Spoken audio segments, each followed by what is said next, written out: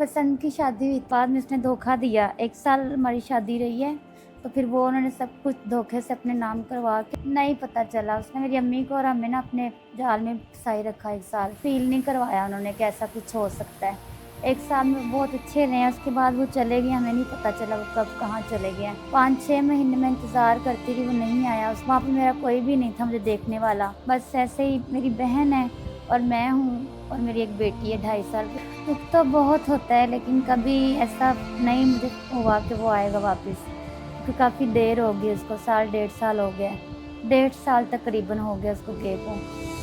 तो अस्सलाम वालेकुम जी। एशिया पॉइंट से मैं हूं आपका मेज़बान मोहम्मद अवैस खान। पसंद की शादी एक लड़की की ज़िंदगी को ले डूबी। ऐसा क्या हुआ कि पसंद की शादी करने पर इसके हस्बैंड ने, जो लाखों की गाड़ियों में घूमती थी, आज वो दर बदर की ठोकरें खा रही हैं और धोखे से जायदाद अपने नाम करवा कर बैरूने मुल्क रवाना हो गया। ये सारी दास्तान, दुख भरी दास्तान क्या थी, मेरी बहन से जानते हैं। मेरी बहन, ऐसा क्या हुआ कि आपने पसंद की शादी की और आप लाखों की गाड़ियों में घूमती थी, आज दर बदर के धक्के खा रही हैं? जी, मेरे अब्बू से पहले चले गए थे, उनकी डेथ हो गई थी। और जो मेरे हस्बैंड थे वो हमारे साथ घर पे रहते थे, मेरी अम्मी लोग के साथ, हम सबके साथ घर जमाई थे। कितने दिन रिलेशन के बाद आपकी शादी हुई थी उनसे? 1 साल के बाद, 1 साल के बाद मेरी शादी हो गई थी उनके साथ।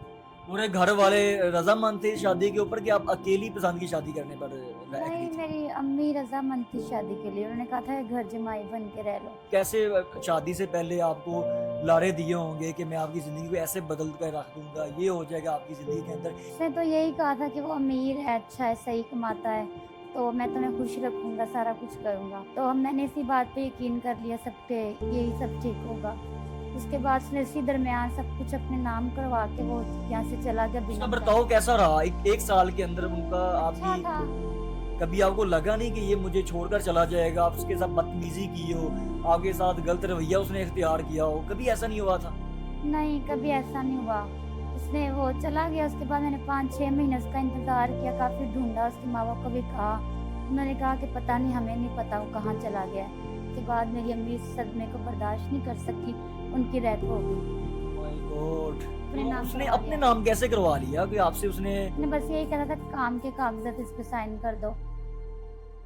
इस सदमे के बाद जब उनको पता चला कि मेरा जौन सा जवाई है हाँ मेरी जी। बेटी को तनहा छोड़कर चला गया हुआ है, वो इस कदर सदमा बर्दाश्त नहीं कर पाई कि इस दुनिया से रुखसत हो गई। जी, उनको पता चला कि सब कुछ लेके चले गए हैं, तो मैं अकेली हो गई थी, मेरी एक बेटी थी, तो उसके बाद उस सदमा बर्दाश्त ही नहीं कर सकी। मेरी बहन यहाँ पे लाहौर में रहती, मैं उसके पास आई, तो अब उसके पास रह रही हूँ। कि वहां से ठोकरें खाकर 2 वक्त की रोटी के लिए अपनी बहन के पास आई, तो उनके भी हालात बिखरे हुए थे। मेरी बहन का भी घर नहीं चलता था, किराए पे घर है इनका भी।